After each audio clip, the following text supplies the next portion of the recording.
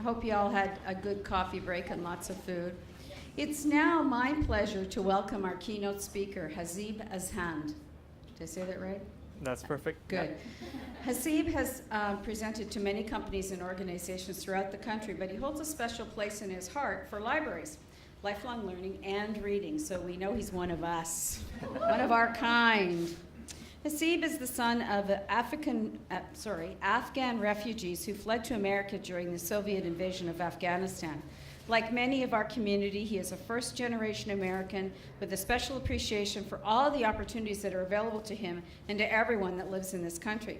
Hasib embraced these opportunities himself, going to school, earning an MBA, and continuing his education through voracious reading. As you know, our theme for this year's annual meeting is the library's vision statement, a library card in every hand. And Hasib has spoken to thousands across the country about the power of having a clear vision of what success looks like in the future. But the vision alone is not enough, we know that, and to successfully achieve our goals, we must convert our thoughts and feelings into positive action. So please help me welcome Hasib Azhan.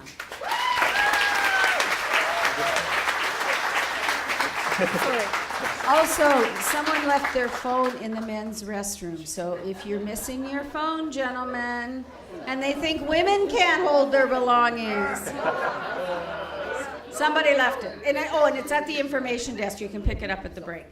Sorry. Thank you. All right. All right. Who in here is ready to have some fun? Woo! Who in here is ready for the hour of power? Woo! It is an honor to be able to serve you today. I want to thank the Fresno County Library staff for bringing me here, because today we're going to learn about the different strategies for learning of how do we change our story, our emotional state, and having the right strategies to take our game to the next level. So my name is Hasib Azhan, and I'm originally from the San Bernardino County, Redlands, California area. Is anyone familiar with the area? Nope. Yeah, about a 4-hour drive from here, so I love the ride. Now, what's interesting is my story began at the tail end of my college career. I graduated from Cal State San Bernardino, and I take a job working for the U.S. Census Bureau. So I move all the way to the Washington, D.C. metro area. Is anyone familiar with the D.C. metro area? All right. I was on the Red Line, Silver Spring, Maryland stop on the Red Line.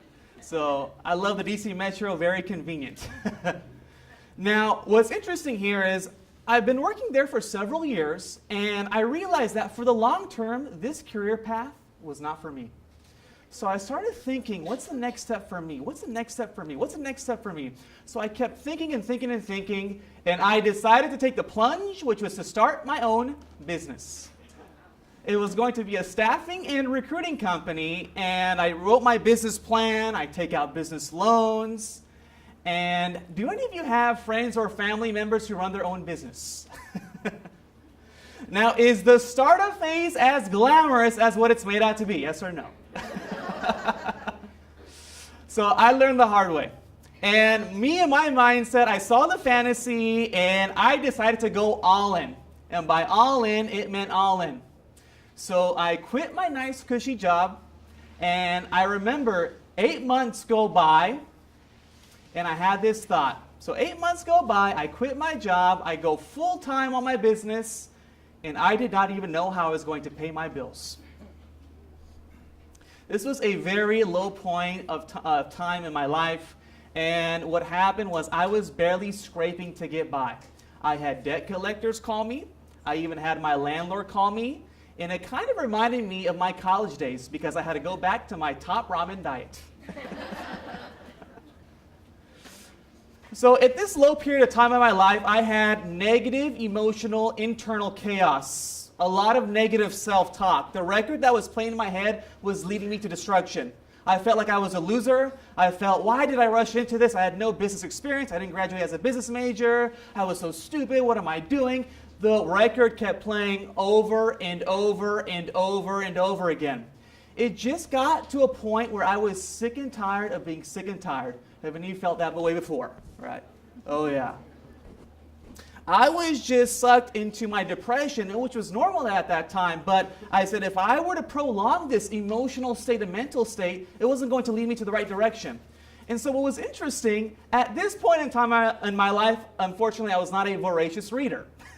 I don't even know how I got through college because I got by without even reading the textbooks. I'm not saying that was a good thing, and I don't condone that whatsoever. Just sharing with you how lack of a voracious reader I was at that time. It wasn't until my friend, one of my close friends, his name was Troy. Troy had lent me a few books about self-esteem and peak performance and emotional intelligence. And one of those books was by Jack Canfield. Do any of you know who Jack Canfield is? Oh, yeah. Oh, yeah. Chicken Soup for the Soul series, right? Co-editor. So he has a book, and he has a lot. He's one of my favorite speakers. He's got like 40 or 50 published books. He's in his 70s. He's hitting it strong. Inspiration for me as a speaker.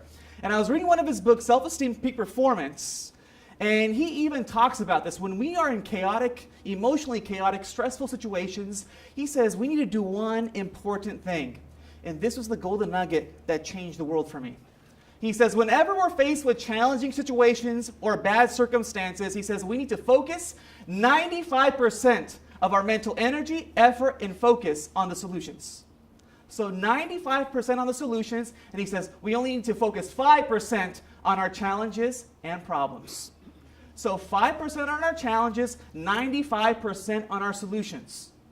Interesting. Common sense, but is common sense always common practice? And what's interesting, Jack in his book has mentioned that for the American population, many Americans do not read one book a year front to back. One book a year front to back. Shocking, shocking, shocking.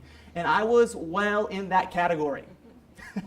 So I said, wow, this was very interesting. And I started chipping away at this book and many other books because I said I needed the strategies. That is what I was lacking in my life. So what I did is I started reading that, and I said, well, how do I focus on the solutions? Well, there's an interesting saying which says, ask and you shall what? Receive. Right. But he says we need to ask intelligent questions. And so he says whenever we're faced with obstacles or challenges, Jack says we need to ask ourselves solutions-focused questions. Solutions-focused questions. That is how we will achieve our magnificence and greatness, because I believe all of us in here have a great grander purpose, and we all have greatness and magnificence within us. And so moving on, a lesson that I learned through my struggle, through my journey, is that we need to focus 95% on solutions and only 5% on our challenges. But by doing that, we need to ask ourselves solutions-focused questions. Because I was asking myself problem-focused questions. Why am I in this situation? Why can't I pay my bills? Why don't I have any more customers? What's going on? Why was I so stupid taking the plunge? All these thoughts were circulating in my head. Those are leading me to problems, not solutions. That was leading me in this downward spiral. So immediately what I had to do is ask myself the how-to questions. How am I going to get myself out of this situation? What skills and strategies do I need to get me out of that point? And so at this moment in time, this is where I changed my mindset. I realized I had a big knowledge gap and I need the right resources. So at this point in time, the public library system, especially in the DC area at that time, Library of Congress, and even I live in California now. For my business, I still use library resources on a regular basis for database work, and it's a great resource for everyone, even business owners. So what I realized at this time was that my library was the spot. It was my full-time hangout spot. That is where I would gather all the strategies, and I started flooding my mind with different books. Books on psychology, books on business, books on self-esteem, books on success, books on motivation. This made a world of a difference for me. And what I also decided to do was to take a speed reading course as well.